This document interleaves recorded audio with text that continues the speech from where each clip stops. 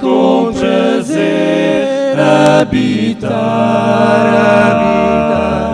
a mansões sem rival lá no país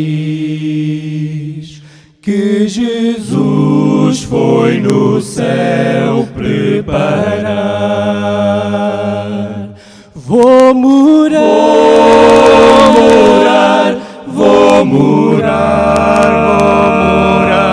nesse lar perenal e feliz. Vou morar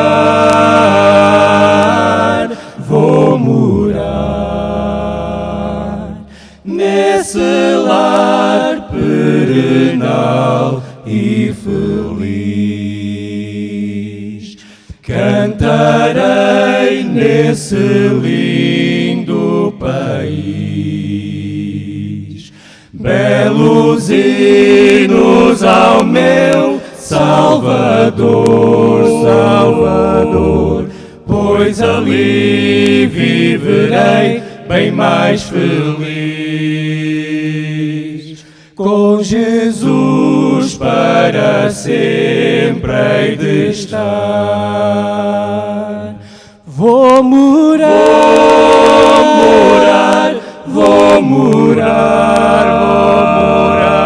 nesse lar perenal e feliz.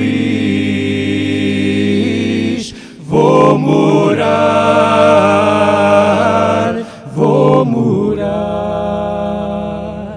nesse lar perenal e feliz. Vou morar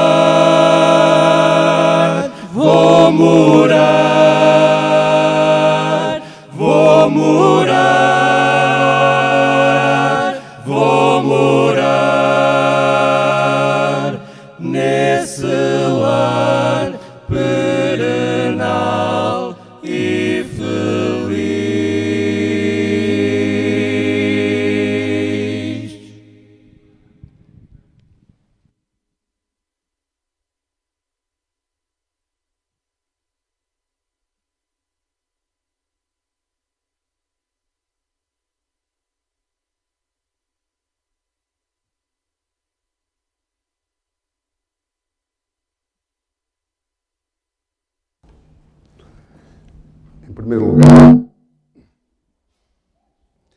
Em primeiro lugar, queria agradecer a estes jovens e amigos da Igreja do Libertador por este belo hino que nos trouxeram, pois este é o lar que eu quero estar e se calhar cada um de vós quer estar.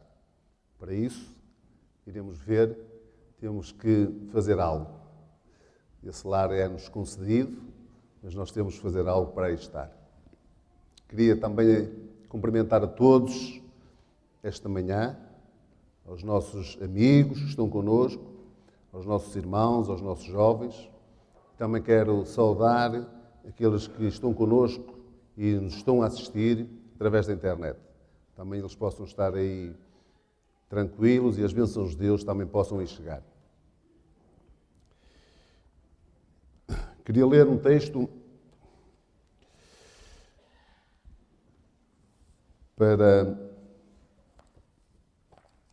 serve de base para o pequeno sermão que queremos apresentar-vos esta manhã e dele extrair 3 ou 4 princípios para, como eu dizia no início, para a nossa salvação, para podermos, de facto, ir morar para esse lar que agora este grupo cantou e que todos nós, penso eu, que estamos aqui, é com esse objetivo que queremos alcançar. Esse texto encontra-se no livro de Efésios.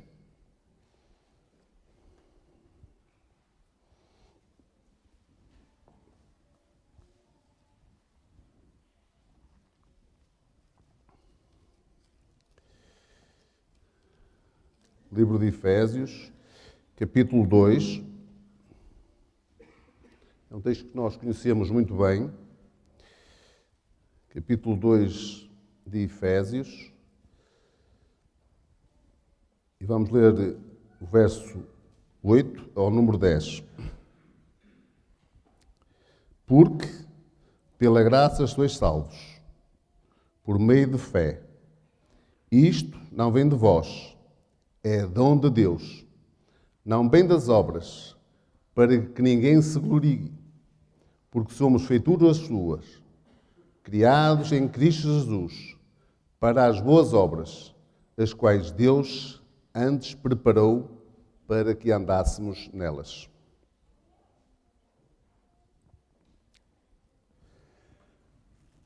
Primeiro, eu penso que o microfone está muito alto. Obrigado. Paralelamente a este texto, nós iremos ler um outro já a seguir, mas o que este texto nos diz claramente é que a salvação não é algo que o homem faz. Não é resultado das nossas boas obras. E não é dada por Deus àqueles que se comportam bem, àqueles que fazem as coisas corretas, mas a salvação é gratuita e é um dom de Deus. Esta é a primeira lição que nós extraímos deste texto.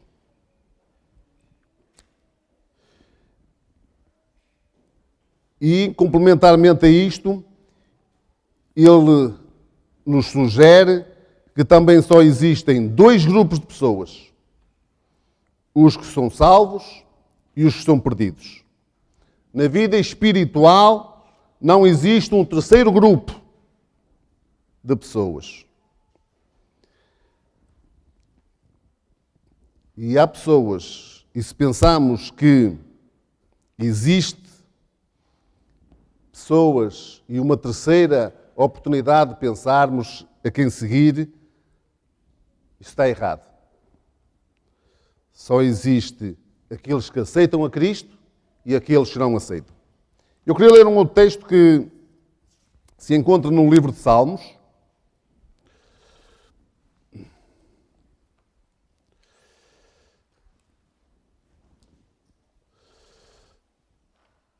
Salmos, o capítulo 130, Salmo 130,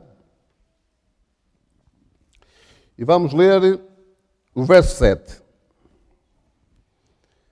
Diz o seguinte: espera, ó Israel, no Senhor, pois com o Senhor há benignidade, e com Ele há copiosa redenção. Os dois malfeitores que foram crucificados juntamente com Jesus representam precisamente estes dois grupos de pessoas que eu acabei de falar. Ou aqueles que aceitam e têm esperança e aqueles que não aceitam. Ambos os homens injuriaram ao princípio a Jesus. E cada vez e à medida que o seu sofrimento ia avançando, o seu desespero tornava-se mais provocante. Mas nós vemos ali Jesus Cristo, o Salvador, e ao seu lado dois homens, dois que nós consideramos ou os bom ou o mau ladrão ou os malfeitores. E o Espírito Santo começou a eliminar os dois. E o Espírito Santo começou a apoderar-se daqueles homens. Mas nós vemos que somente um, já no desespero da sua agonia, ele aceitou a Jesus. E ele disse, como nós conhecemos: Senhor, lembra-te de mim quando vieres no teu reino. E o outro continuou a ridicularizar e a afrontar Jesus. E a resposta veio pronta da parte de Jesus, melodiosa e suave. E ele disse: na verdade te digo hoje que um dia estarás comigo no paraíso.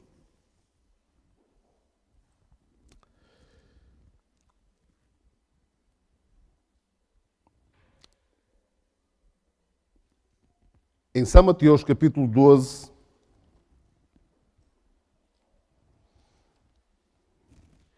e no verso 3, no verso 30, desculpem, o que é que diz aí? Um texto que também conhecemos muito bem. Quem não é comigo, é contra mim. E quem comigo não ajunta, o que é que faz? Espalha. Como eu disse, na vida espiritual não existe um caminho neutro. Não existe uma terceira via. O próprio Jesus disse, aquele que não é por mim, é contra mim. Às vezes pensamos, eu também não aceito Jesus, mas também sou uma boa pessoa, também faço as coisas certas e, portanto, posso estar aqui no meio termo. E Jesus diz, não, se não és por mim, não tens escolha, és contra mim. No mundo dos negócios, é que nós temos tempo para pensar. No mundo político, até, temos também tempo para escolher, se calhar, o partido ou a ideologia que nos queremos filiar. No mundo sentimental, também podemos esperar 1 ano, 2 anos, até decidirmos com quem ficar. Na vida espiritual, não há lugar para indecisão. Não há lugar para adiamentos. E esperar é colocar-se já no terreno do inimigo. Isso é nas outras questões. Nós podemos esperar, nós podemos pensar se vamos decidir por este ou por aquele negócio. A que ideologia partidária talvez nos associemos melhor. Quem vamos escolher na nossa vida sentimental? Mas na vida espiritual nós não temos esse tempo, irmãos e amigos. Na vida espiritual, se nós não estamos do lado de Cristo, nós colocamos-nos imediatamente no lado do inimigo. Não há uma terceira via, não há um caminho neutro. E por isso,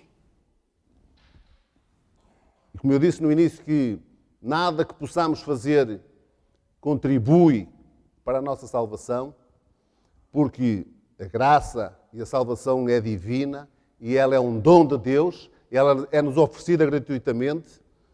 E eu dizia que temos que fazer algo também para podermos ir para esse lar, como escutámos no início. E no Evangelho de João, Evangelho de João 11,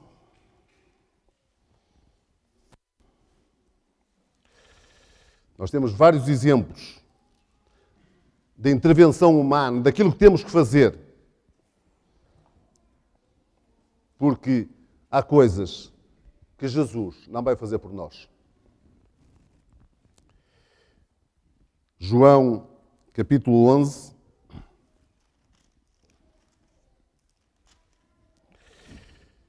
e verso 39, diz: Disse Jesus, tirai a pedra.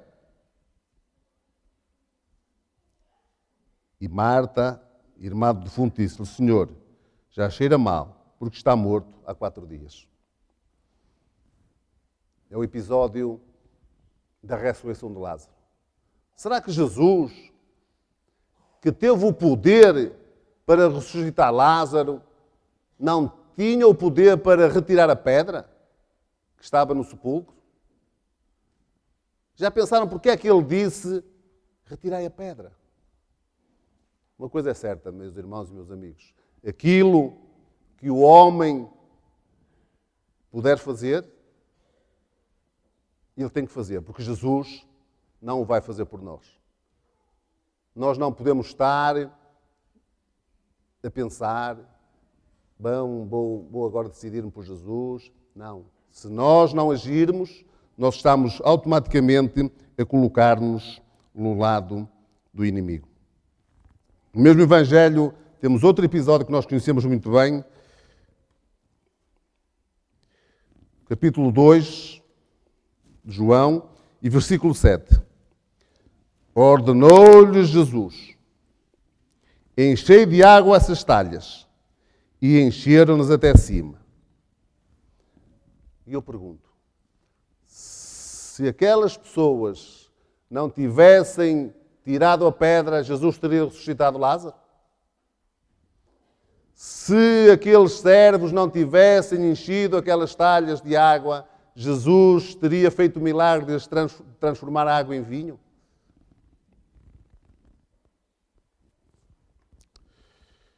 O que Ele está a querer dizer-nos esta manhã a cada um de nós, meus amigos e irmãos, é que não importa quem somos, não importa como vivemos, nós temos é que abrir o nosso coração a Jesus, deixá-lo entrar na nossa vida, para que Ele possa mudar a nossa vida. Porque, reparem uma coisa, Jesus não vai fazer nada contra a nossa vontade. Se nós não abrirmos a porta, se nós não deixarmos Jesus entrar na nossa vida, Ele não vai operar milagre nenhum. Se aquelas pessoas não tivessem retirado a pedra, se não tivessem enchido as vasilhas, se nós não decidirmos deixar entrar Jesus no nosso coração, Ele não vai transformar a nossa vida e nós não estaremos nesse lar, como escutámos no início, que tanto almejamos. Tenham paciência. Nós não vamos estar nesse lar se não tivermos esta atitude. E este é então o primeiro pensamento que gostaria de extrair deste texto. Só existem dois grupos de pessoas.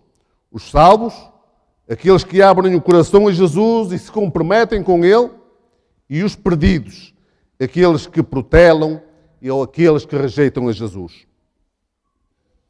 O segundo pensamento, e diz-nos o texto, é que a salvação é pela graça.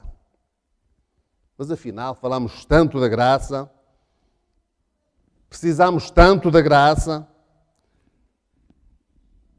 mas uma coisa vos digo, nós não temos direito a essa graça. A graça é gratuita, é algo que nós desejamos, é algo que nós almejamos, mas é algo a que não temos direito. Jesus nos la dá gratuitamente. E eu faço a pergunta. Muitas vezes já a tenho feito a mim mesmo.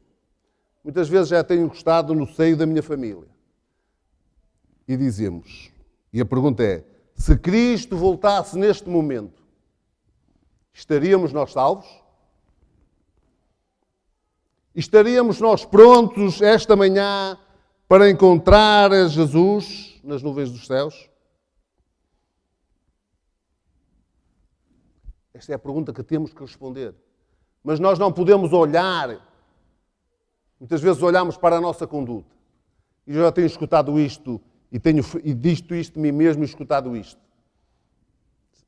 Não queremos que Jesus venha porque eu não estou preparado. Porque olhamos para o nosso pecado, olhamos para a nossa miséria, olhamos para aquilo que nós somos. Mas a salvação não é, se nós olharmos para nós próprios, nós dizemos que não estamos preparados. Se Cristo viesse hoje, e às vezes eu digo, mas eu estou há 40 anos na igreja como eu estou à espera de quê então? Para estar salvo quando Jesus vier. Nunca estou preparado, passa um ano, passa outro, porque eu olho para a minha miséria, eu olho para o meu pecado, eu olho para aquilo que eu faço, mas a salvação não é de mim. Eu não posso fazer nada para me salvar. A salvação é gratuita e é dada por Jesus.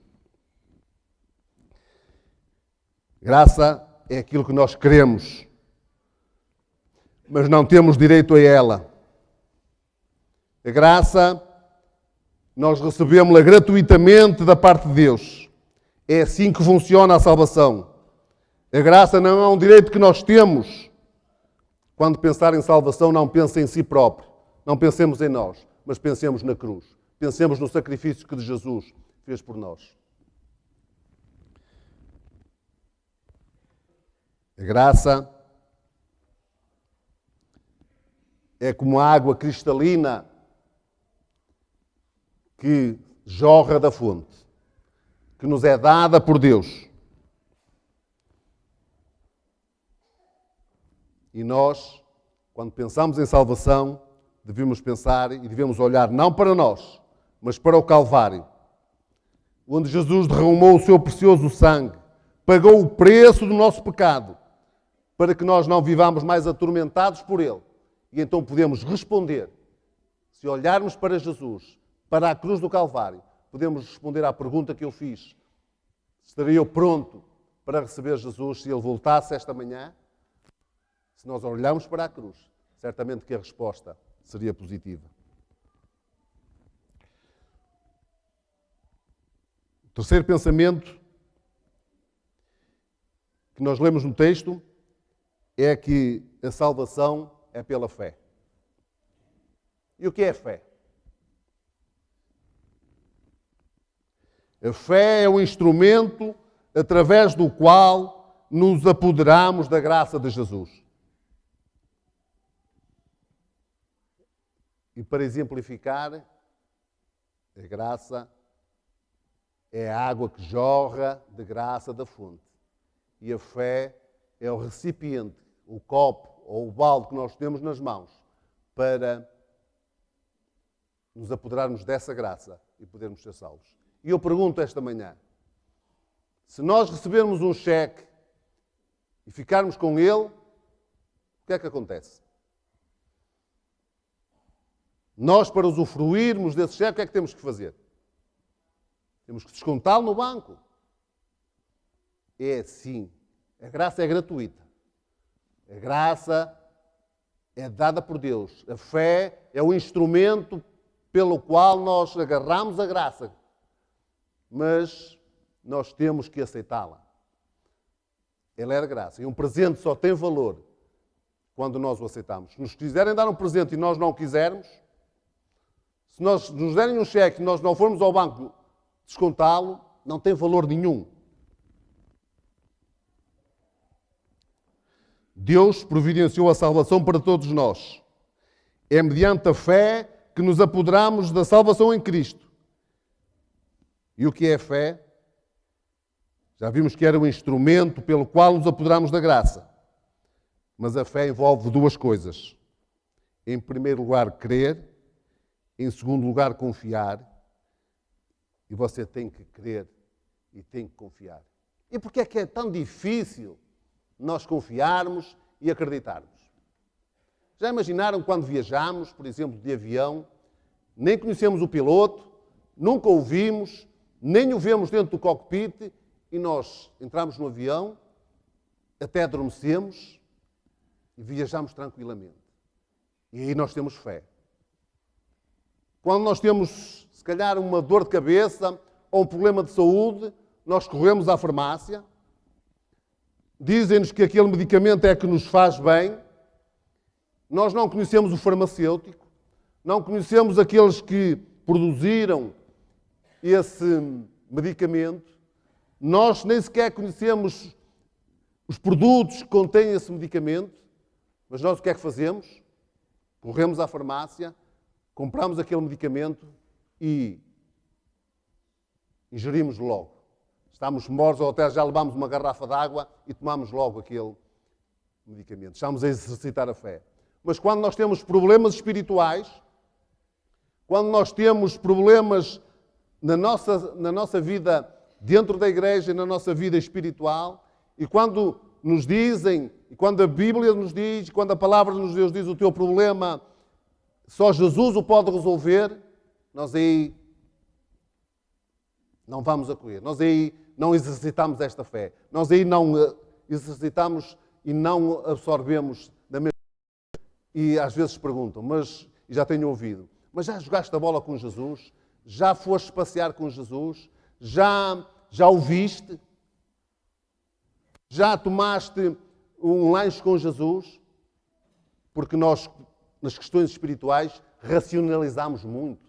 Queremos provas, queremos sentir e dizemos, Jesus é a solução, entrega-te a Ele, abre o teu coração e os teus problemas são resolvidos. Nós temos dificuldade em crer em confiar e acreditar em Jesus.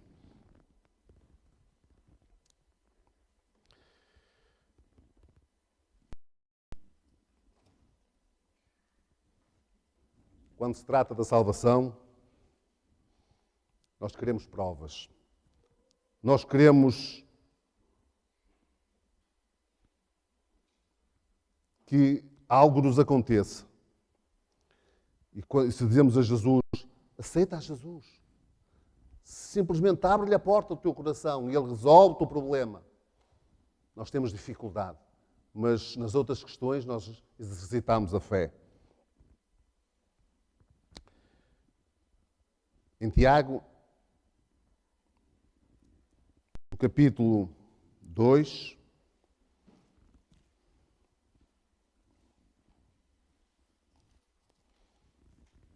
capítulo 2 de Tiago,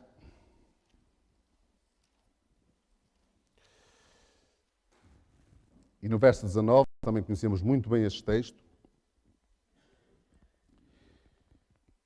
Crês tu que Deus é um só? Fazes bem. Os demónios também creem e estremecem.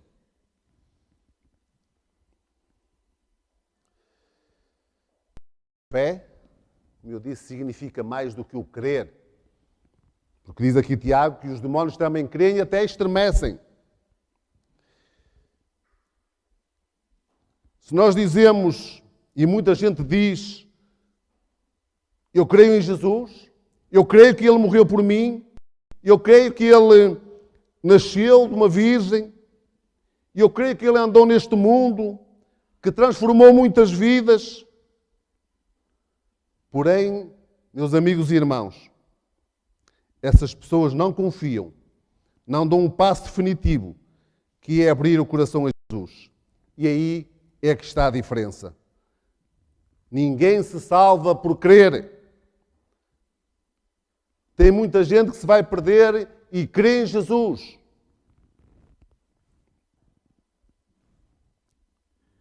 Porque, mais no texto de Efésios 2:8, porque diz, pela graça sois salvos, mediante a fé, e isto não vem de vós, é dom de Deus.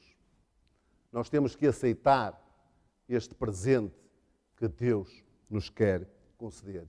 E muita gente vai se perder, mesmo crendo em Jesus, mesmo crendo que Ele morreu por ele, mesmo crendo que Ele virá, e vai se perder, porque eles não abrem o seu coração a Jesus e não deixam que Jesus transforme a sua vida, isto é, não confiam em Jesus. E a iniciativa humana é sempre de fuga. É assim desde o Jardim do Éden. Quando Deus chegou ao jardim, Adão e Eva esconderam-se. Não quiseram saber mais nada de Deus. Então veio a pergunta divina: onde estás, Adão? E desde aquele dia, Deus tem estado à minha e à tua procura. O homem vê a magnitude do seu pecado e foge. E deseja morrer. E enlouquece diante da sua conduta errada. O homem, por iniciativa própria, não é salvo. Você precisa de responder positivamente à iniciativa divina.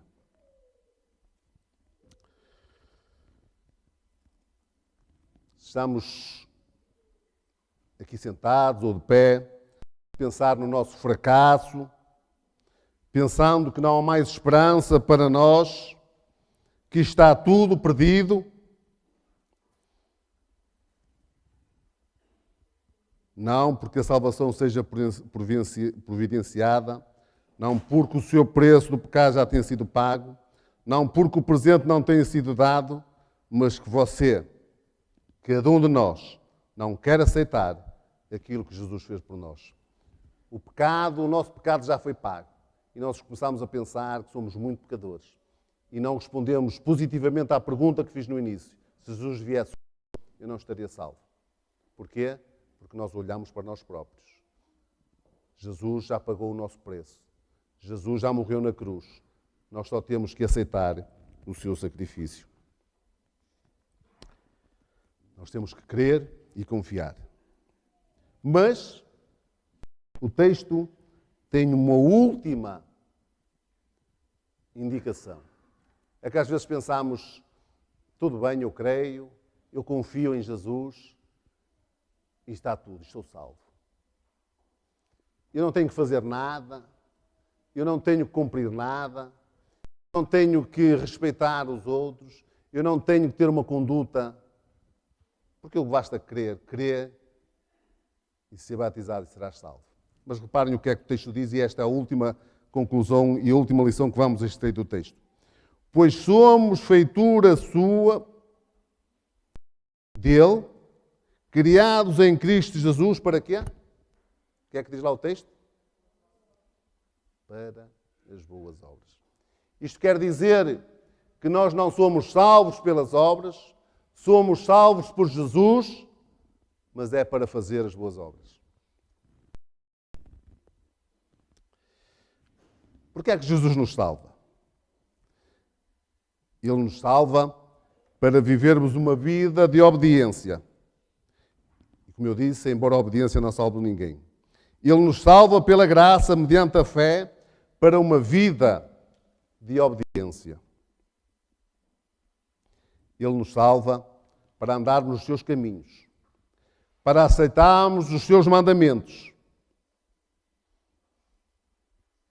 Se alguém pensa que guardar os mandamentos irá contribuir para a salvação, está enganado, porque nós não somos salvos por cumprir a lei. Mas,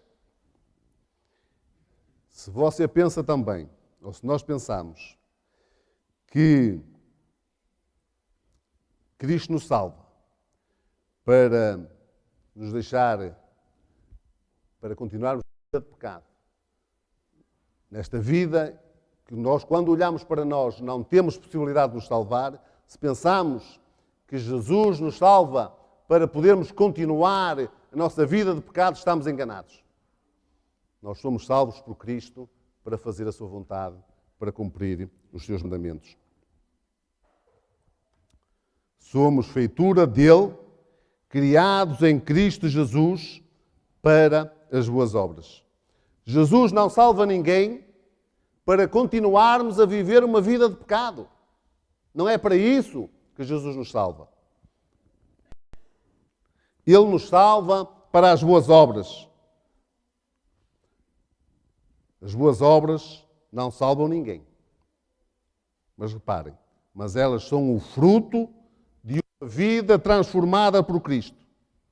Uma vez salvo, você se deleitará em andar nos caminhos de Deus e fazer a sua vontade. Nós, e Cristo salva-nos para nos tirar dessa vida de pecado. Jesus não nos salva para continuarmos a vivermos no pecado. E se nós não vivermos esta vida correta do cumprimento da sua palavra, nos caminhos corretos, é um sinal de que nós ainda não fomos salvos nem transformados por Jesus. Aqui está a grande diferença. É que às vezes fazemos as coisas e dizemos, Jesus, ó Deus, pede-me isto ou aquilo, e eu farei. Depois eu seguirei os teus caminhos e eu cumprirei os teus mandamentos. Isso é que está errado. Mas se nós não cumprirmos os seus mandamentos, não abandonarmos a nossa vida de pecado, é uma prova de que ainda não fomos transformados por Cristo. Não o aceitamos no nosso coração. E sendo assim, jamais seremos salvos e iremos morar nesse lar. E por favor, não nos enganemos a nós próprios. Não digamos a ninguém que tivemos uma transformação e continuamos a nossa vida de pecado. Por favor, não vamos dizer isso. Eu aceito a Jesus, eu fui transformado por Ele e a nossa vida reflete uma vida de pecado. Não queremos mudar, não cumprimos a sua palavra nem os seus mandamentos. Isso não funciona e isso não vai acontecer. Se nós continuarmos no mundo do pecado, nós nunca tivemos essa experiência, essa grande experiência com Jesus. Não me diga por favor, que se nós estamos transgredindo os princípios da santa lei de Deus, nós fomos transformados por Jesus. Ou que temos uma caminhada com Jesus. Porque isso não é possível. A salvação é para uma vida de vitórias. Somos feitura sua. Somos sua criação para as boas obras. E é isto que faz toda a diferença. E quero terminar com este pensamento. De facto, nós somos salvos pela graça. A graça é algo que nos é oferecida por Deus, mediante a fé, que é o instrumento no qual nós nos apegamos a essa graça. E nós somos salvos por Cristo para a vida, para praticar as boas obras. E só assim, e é esse o sinal, se nós praticamos as boas obras, se cumprirmos a sua palavra, se cumprirmos os seus mandamentos, então Jesus transformar-nos-á. Jesus transformar-nos-á para fazer essas boas obras. Jesus diz-nos, mas se um dia nós nos perdermos, Jesus diz, não deixarei de amá-lo. Mas sim, porque nós escolhemos esse caminho. E Jesus diz-nos, isto dói-me. Eu não queria que te perdesses. Mas Jesus não tem outra solução. Jesus não nos pode forçar. Jesus não nos forçará. A escolha é nossa. Como o ladrão, como aqueles dois homens que estavam morrendo. Só há dois tipos de pessoas. Só há dois caminhos. Ou escolhemos aceitar a Jesus, pedir-lhe, como aquele que nós dizemos bom ladrão, que disse a Jesus, Jesus, de mim, quando vieres no teu reino. E que possamos, cada um de nós, fazer essa escolha. E ouvir a voz suave e meiga de Jesus a dizer, e hoje te digo, que um dia estarás comigo no paraíso a viver nesse lar. Esse é o meu desejo para mim e para vós esta manhã.